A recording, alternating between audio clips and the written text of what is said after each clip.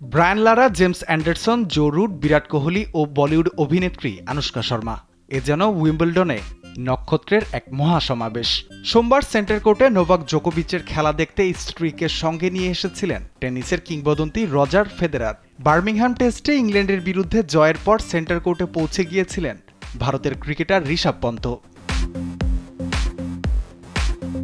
ক্যারিয়ারের পরন্ত বেলায় জোকোভিচের ম্যাচে এমন দর্শক সমাগম ছিল চোখে পড়ার মতো। এদিন অস্ট্রেলিয়ার অ্যালেক্স ডি মিনিউরকে বড় ব্যবধানে হারিয়ে কোয়ার্টার ফাইনাল নিশ্চিত করেন জোকোভিচ। 25তম গ্র্যান্ড স্ল্যাম ও 8ম উইম্বলডন ট্রফি থেকে মাত্র 3টি জয়ের দূরত্বে জোকোভিচ। ম্যাচে জয়ের পর তাকে প্রশ্ন করা হয়, ফেদেরারের সামনে জিততে কেমন লাগলো। হাসি মুখে জোকোভিচ বলেন, সম্ভবত এটাই প্রথম তিনি গ্যালারিতে বসে আমার খেলা দেখলেন আর আমি জিতলাম। এর আগে কয়েকবার তার সামনে হেরেছিলাম, অবশেষে কুফাটা কাটলো আমার। জোকোভিচের এমন কথা শুনে গ্যালারিতে থাকা ফেদেরারও হেসে ফেলেন।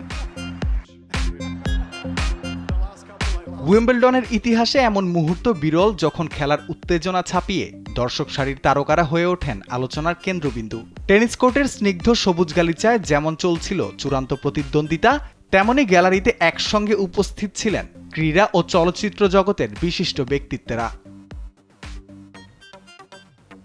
উইম্বলডন চিরকালই কিংবদন্তিদের সাক্ষাৎ মঞ্চ। শুধু টেনিস নয়, এখানে ছড়িয়ে থাকে খেলাধুলার গৌরবময় ইতিহাসের ছায়া।